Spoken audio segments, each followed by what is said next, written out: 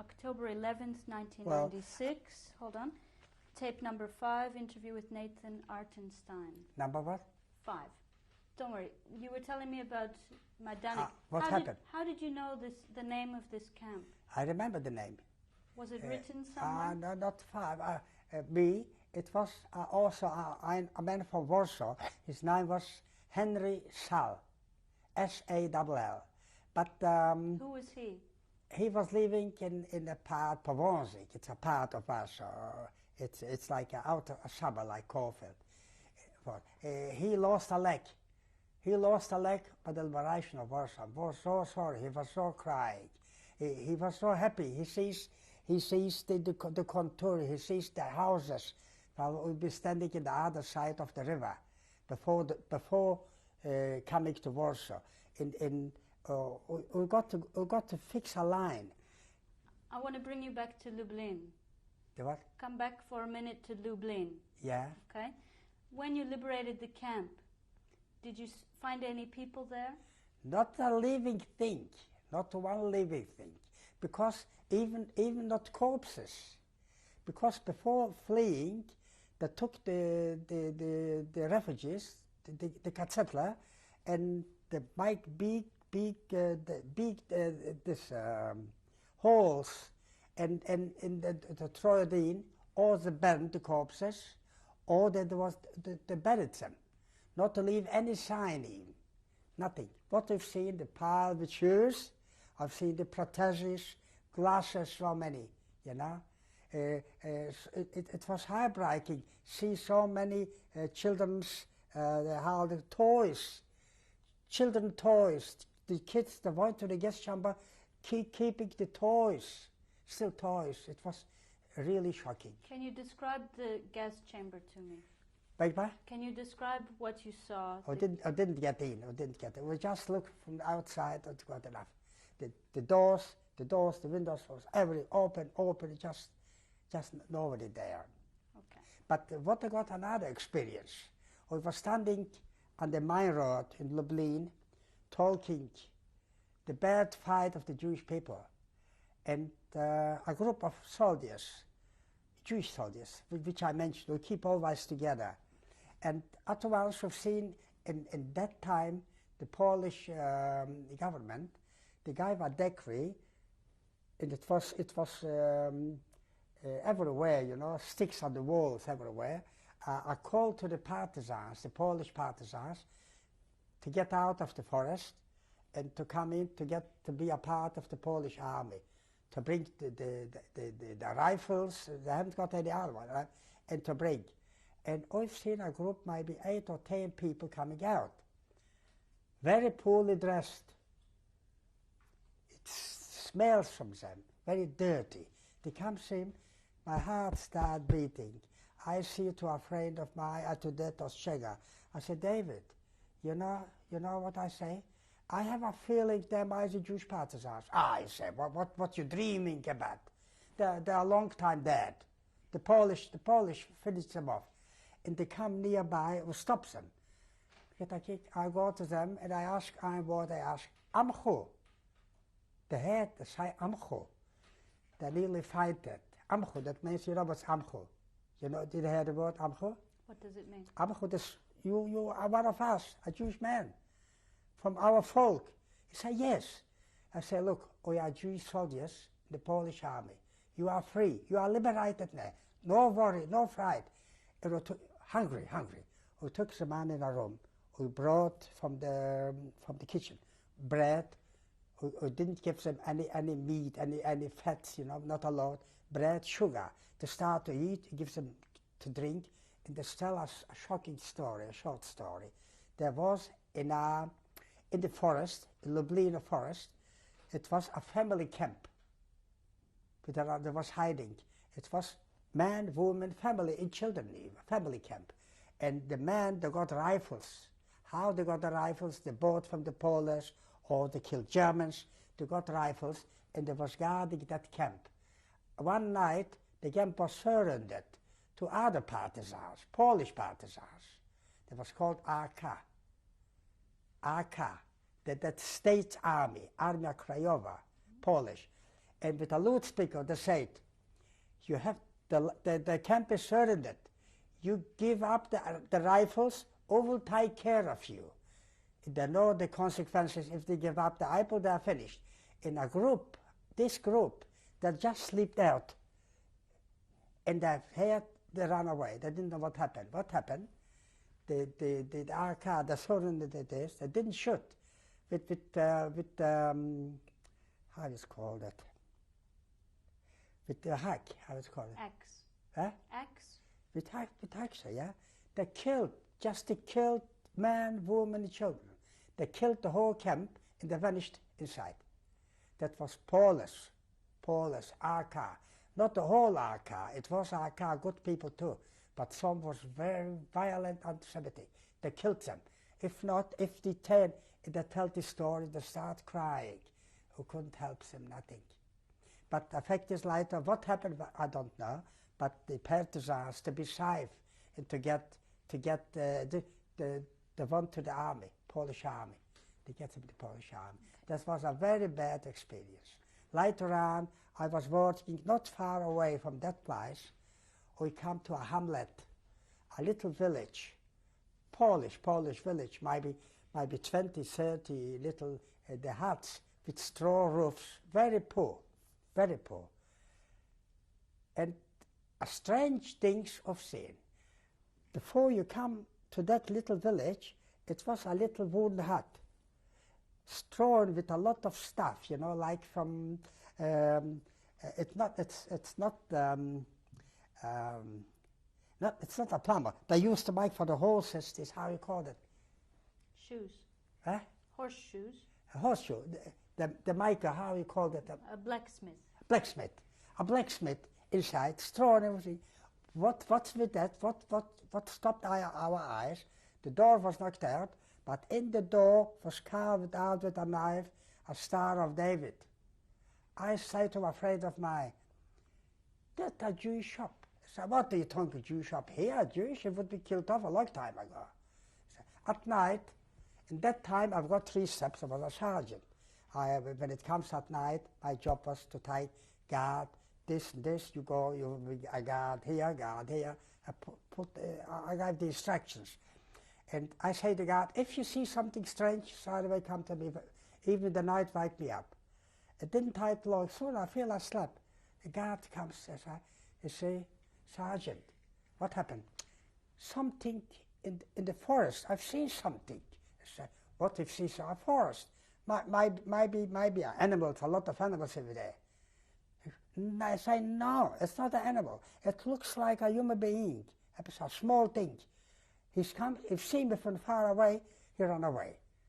But the instructions is for the guard not shooting at night. Only self-defense or I see danger. I have this talk I've got with a friend of mine. I say, look, it's very strange.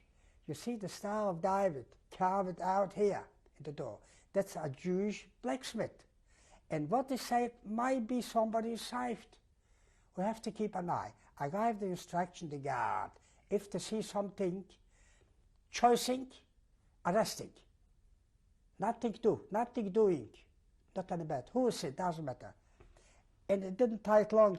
The following night, the guard was sitting drinking just at night before going to bed. We were drinking vodka, homemade brandy. The guide comes and brings back a young boy, no older than 13 or 14. He was so shaking, pale like a leaf, smells strange, terrible stinks. And I asked him who, I didn't talk. I go to him, ask him Polish, who are you? I didn't talk. I say, that's the Yiddish. He was shaking. I say, ja. I say, wer bist du? I'm a Jewish man. I'm from Warsaw, and I'm in the army, the Polish army. You save there. Do you have no more? He was shaking. He was frightened. I said, bring bread. Who brought bread? Who brought milk? He finished the milk, finished the bread, and he gets slowly. He got my lolly, find a lolly. He started to talk. What are you doing here? He didn't say. I said, look, we want to help you. His fright was so terrible, he didn't believe it that it could be saved. For months he was living like a rat with his father in a cave, in the bush. And slowly he started to tell a story, a shocking story. He said they was living here for years, they was living in good terms with the Polish, very good. One borrowed from the other one something for cooking, for eating, a bit of salt short. They was living in very good conditions. But when the Germans comes, was one, the head from the village, he was a terrible anti-Semitic. When the Germans come, this family fled. Nobody knows where they are gone. But they fled to the forest. At night they come back and they got some good Polish farmers which they give them to eat, you know, cooking a little bit potatoes or so, bread in the side. That older from the village, he did find out that the Jewish people, this family, I don't remember the name, they comes for food. He was hiding, and soon I've seen if somebody comes out, he didn't touch them. He lets them. He went out to knocking in a door to a farmer. He gets something to eat, to drink. He vanished in the forest. So he went after them quietly. And he said where the hiding place is. He comes then, clubbed to death. He clubbed his wife, his mother, the boy's mother, a brother and a sister, but 16-year-old and an 8-year-old or something, 6-year-old, yeah, clubbed him to death. The father was lucky, then he went out looking something, vegetable in the garden, potatoes to take out some. He wasn't here. But the mother and the brother sister was killed. Hearing this story, we have this story, who was it? He said, he called a name. I don't remember her name, Metaski, Kolikovsky or something. He said that the Soltis that made the head of this. He said, I want to get a Jewish boy, another Jewish boy. Nah, he came to Polish. He said, oh, going with me. It was, one was a corporal, the other one also, we're going with you. That a skurvesin, that means he is such a bad man. We're coming in, one story, the best hut, not a straw, the roof, good, solid, from wood. We knocked the door, his wife opened it, with 2 eyes like a bandit. I said, what do you want? And the soldier said, slow. Where's your husband?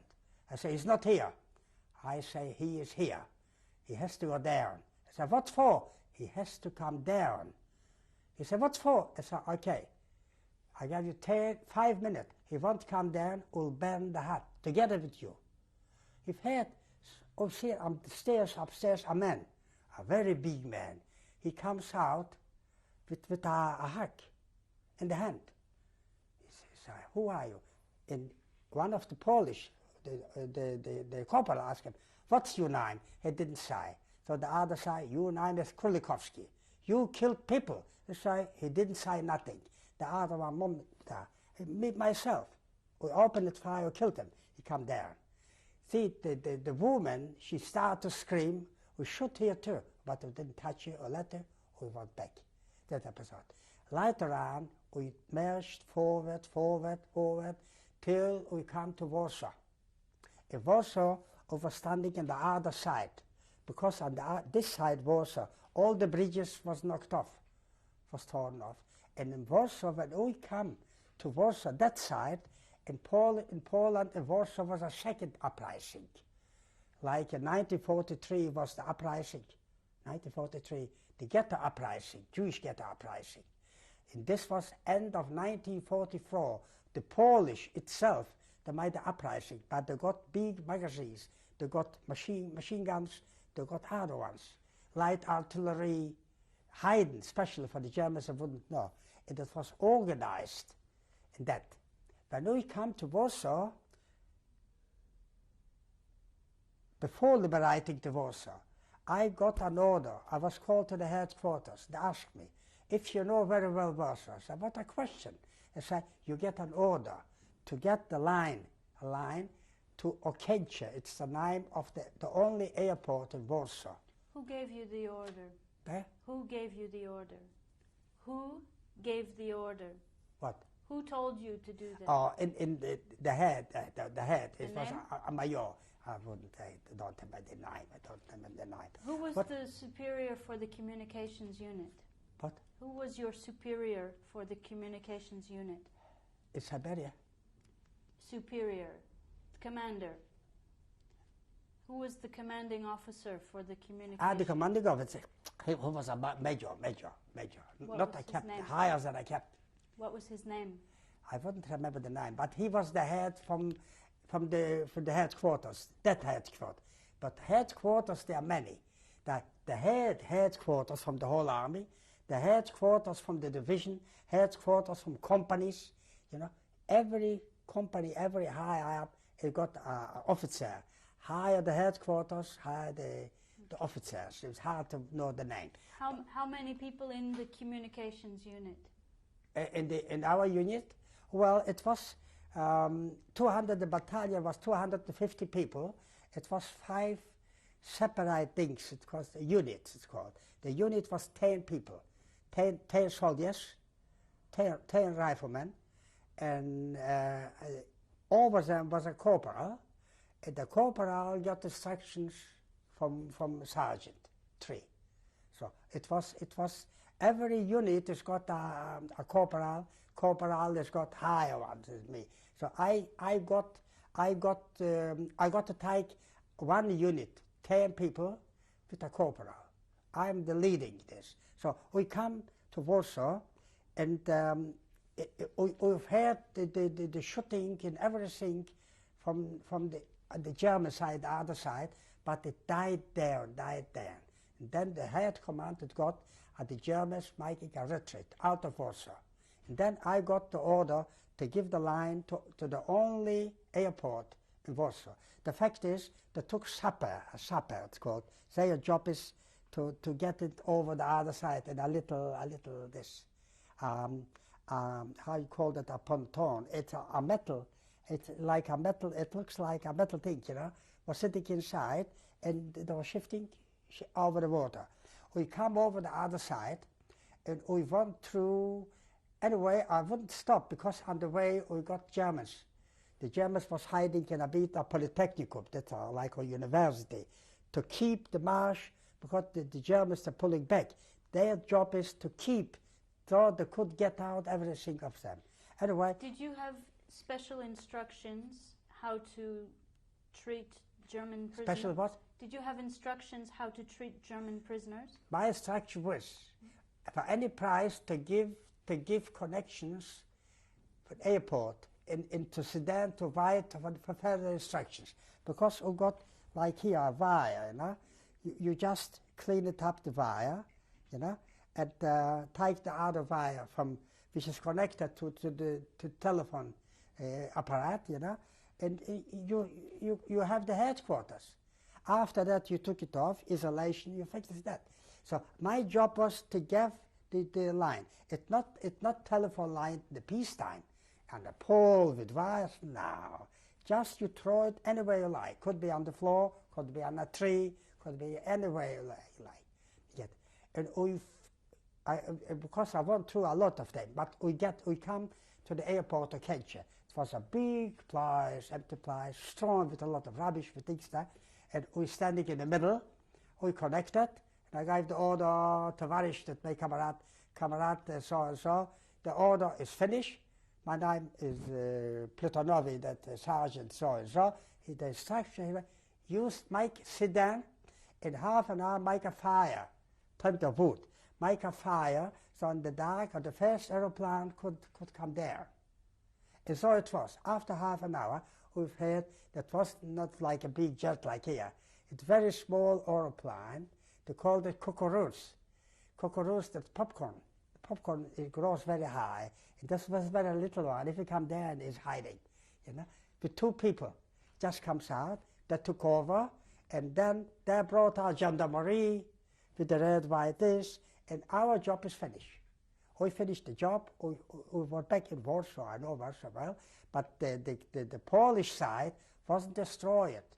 The biggest street was the name Marszałkowska, the main thoroughfare, you know, the biggest, the most elegant shops. The Marszałkowska and the surrounding street, that wasn't touched. All the windows knocked out, windows, doors, but the building was standing, the roof holes, you could fix it quickly. But at the Jewish side, not so. When I come, we got 3 days like a holiday. We are free. So we find a place, a good place, where we find a place in a cellar, but beautiful, big one, with the Polish, with the picture from the head from the Polish, this uprising.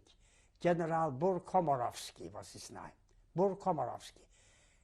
His picture in a red cross, a lot of medicine. It looks like it was the headquarters from the uprising, the committee.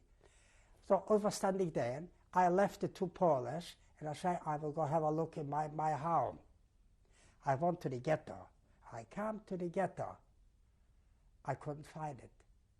How far my eyes was looking, big piles of, not rubbish, but sand in broken sand and broken bricks for kilometers of kilometers. Next time I'm looking, is this my Russia? Impossible.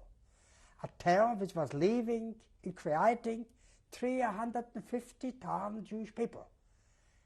That's the devastation. That means everything is gone. Impossible. But I said, I must find my place. We was living in the Gas Franciscanska, 24.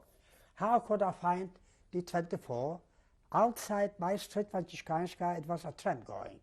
So you still see the tram line in the middle, but here was thrown a lot of rubbish. But I could recognize, and I could recognize where it comes from. Here was the street which is called Bonifraterska. This street I remember because it was a madhouse, or mad people there. And the other side was the famous Jewish Nalewki, the most famous street in Warsaw Ghetto. So in the middle is my street. I was looking meter by meter, I find the street. I start digging with the hand. Maybe I'll find something. It's just rubbish, you know, rubbish. And I cut my hand in glass. Still, I took a piece of iron, I cleaned it out. It was a broken bottle of Polish vodka. You know vodka is this? Vodka. Polish bottle. And soon struck me. Because while I've been in Russia, I remember that people said, which still single people get through. You don't know how my night swam through the river, got through. What did they got news? As the Polish people, sometimes, not everybody, but a lot of them, was so bad, well, some Jewish people, if they went through the ghetto wall on the Aryan side to get food or something like that, so that some people that was fighting, like the hyenas, they get you, right to the Germans. If you bring a Jew, you get a bottle of vodka. I still remember, it struck me. So I was standing, a wind started blowing. I want to cry. I couldn't. It was too hard. I was standing a few hours. I went back. Did you find 24, Francesca?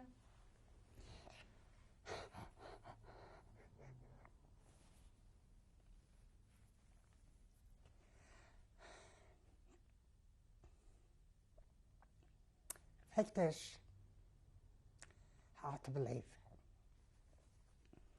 I'm here 45 years. It's the first time.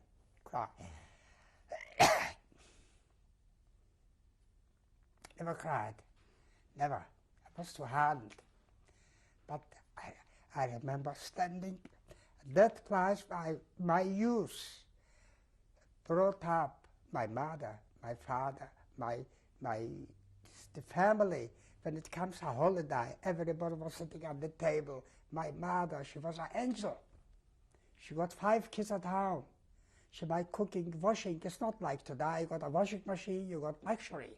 In that time, you got a big bowl, you know, and washed in the kitchen. In the kitchen was standing, washed for seven head wash in hanging the dishes, the washing in the home. Outside might be stealing. You understand? And she still find out my cooking, find out to just to go around between the neighbors, to bring for Shabbat challahs, to help needy people. How she could do that, I can't understand. She was like a hero. And everything is gone. She's got so many friends.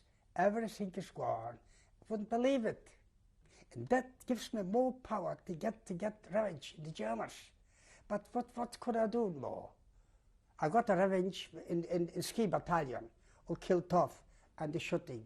Like in a film, you see in a film, you're sitting high up, you're lying down, and down, the Germans, they have no retreat. They're running up and down, and one truck after the other exploding. And soon, if somebody starts shooting, he got hell from both sides. And just like in the film, you see, with my automat, as slowly knocked off one after the other one. I finished the one magazine. I took the other one again till it comes a green signal, you know, floor. It said stop. We stopped. That only was I took the damage, but I never bring back my family. Never. I was so hard, my heart. I remember this. Well, but that's life. You can't do that. But later on, after liberating Warsaw, it was, as I say, not a permanent place to front. The Germans started just to run. They panicked. They started to run. They took back, it was tens of thousands, hundreds of thousands of German family. They brought out from family. They confiscated the best Polish farms. And all of this, they got to leave everything, they start to flee. And then when I come to the border, we crossed the first two towns. It was called Zlotów Jastrów, I remember exactly.